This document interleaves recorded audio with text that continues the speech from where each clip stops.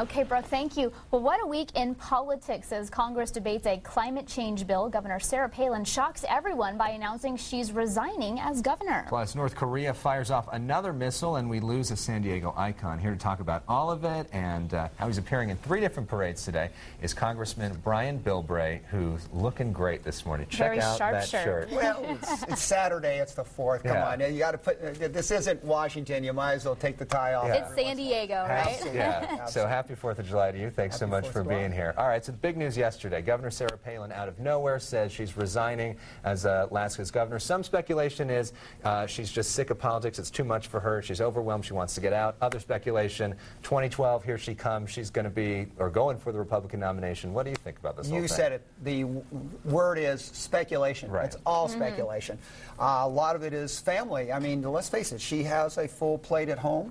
Her family's been through some pretty tough hits. But the other side is, you're right. Can she talk about the national agenda and still serve that corner of the world we call Alaska? And I think her point was that it was time to give somebody a chance. And I think the big key here was there was a gentleman that she trusted, knew could do a good job, watched how he functioned, and felt comfortable turning over the state to him. I think that's the big, real story here. Well, we'll just have to wait and see, obviously, what she comes out and says, her reasoning. Also, news today, North Korea, 7 missiles now. South Korea has mentioned what they've been witnessing, what they've been seeing off the eastern coast. Your opinion right now, and when is it time to step in? What do we need to do here at home? Well, in word, we knew that they were going to use the 4th to do this. Short range, long range, and medium range. The question now is how many of these missiles malfunction. And you may hear about that every once in a while, but they happen to malfunction where we have our ships located. And a lot of this is testing our missile defense systems. They fire a whole lot at out into the ocean and then see how many malfunction to see how effective our missile systems is. So that's going to be the real story that a lot of us aren't going to read about for a long time. Another big story in Congress we've seen the last few weeks, this climate change bill, energy bill, whatever you call it. Democrats barely passed it in the House with a lot of arm twisting and politics going on now in the Senate. Some critics say it's going to dramatically raise energy rates. What do you think about this bill, and where do you think it's going to pass? I think that, look, I served 6 years on the Air Resources Board here in California, 10 years on an air district. Best scientists in the world. What people ought to really be upset about is not the price tag on this, but the fact that it doesn't do the job that it's claimed to do. You know, it will subsidize ethanol, which we all know is a disaster. But here in San Diego, we have algae fuel from Sapphire, which is a great alternative. Real fuel gets left out. Aptera cars don't get included in it. But the guys in Detroit get a payoff on this. All of this is based on, I hate to say it, not based on the environment, not based on climate change. It's based on politics in Washington and who could cut a deal. And frankly, I think this is why people are so cynical.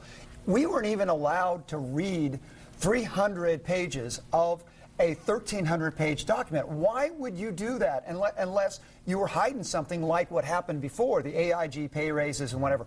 I just think that it's sad that something as important as climate change is being dragged down to politics as usual. The greatest threat to the environment right now is the smoke coming from the backroom deals that cut this bill. And I think that there's going to be hell to be paid for the people to try to explain not only why did you vote for this, and they'll say, well, I didn't get a chance to read it. Well, then why did you vote for it? Because you're going to find all kinds of deals like how do you continue to subsidize an environmentally damaging fuel like ethanol while you're punishing the great fuels that's going in there? It doesn't do the thresholds. Just remember, it's too little, too late to save the climate. But does it get through the Senate? I think that it's got some real problems to the Senate because now you get a chance to be able to read it. What I'm worried about, it's the Senate's the place where so many more backroom deals are put into. And this is why people get so cynical about Washington. Come on, if you're going to do a climate bill, let's do the science. There was probably half of the people in my committee, on the Science Committee, that are so upset about this because it doesn't do the deal. And to sit there and say we're going to subsidize coal.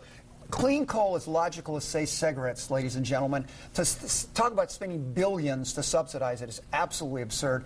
And you mark my word, Congressman Bilbray told you on the 4th of July, we're going to rue the day that anybody try to sell the clean coal technology and we subsidize that. That's the same people that 20 years ago said that ethanol was going to be good for the environment. And now even some Democrats are admitting maybe it's not the way, or at least they're a different type, not corn.